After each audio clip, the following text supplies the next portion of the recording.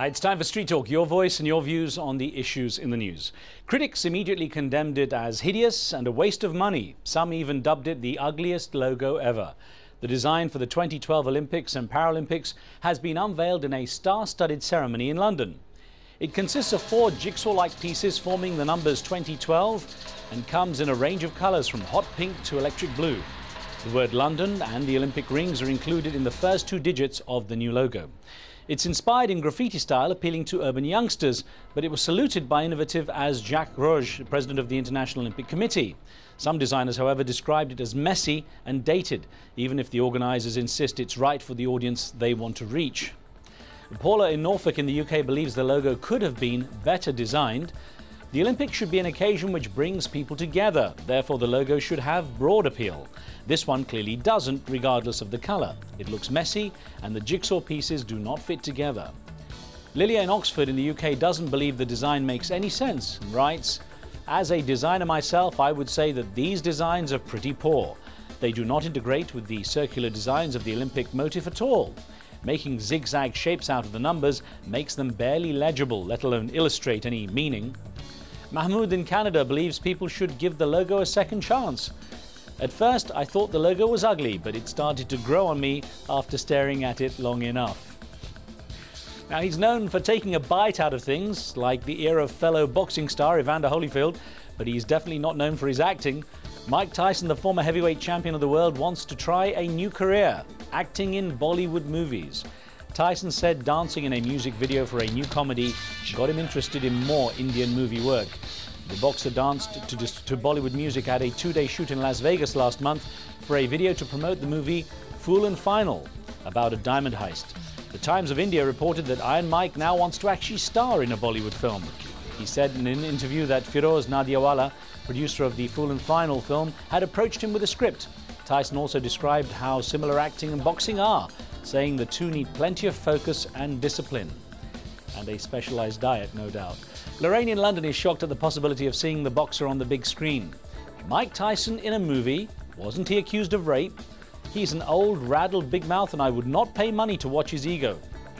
Rabia, also in London, finds the former heavyweight interesting enough to see in an acting part. "I would definitely watch whatever he's in because I'm intrigued to know the kind of roles he can carry out." Ehab in New York believes Tyson deserves another shot at proving himself. His boxing career has long been over, so why not give him a second chance in movies? Let's just hope he doesn't bite off the director's ear. It's back. After a 20-year absence, the World Custard Pie Throwing Championship was held again in the English county of Kent this past weekend. Each 4-person team comes in a fancy dress, stands behind a table and throws pies at their opponents 8 feet away using their left hand. 2,600 empty pastry pies were filled with 700 pounds of water and past sell-by-date flour, as they did not want to waste any edible food during the competition. It took almost 2 hours before a winner finally emerged, a 4-man team called Ethos. This championship can be traced back to June 1967 and was created by Mike Fitzgerald, who later became mayor of Maidstone. It attracted competitors from around the world, but the tradition came to an end in 1987 when the trophy was lost and never found. Well, candid camera shows are always fun, especially when the joke is not on you. We found this compilation video on YouTube demonstrating some of the best pranks ever orchestrated on Japanese television.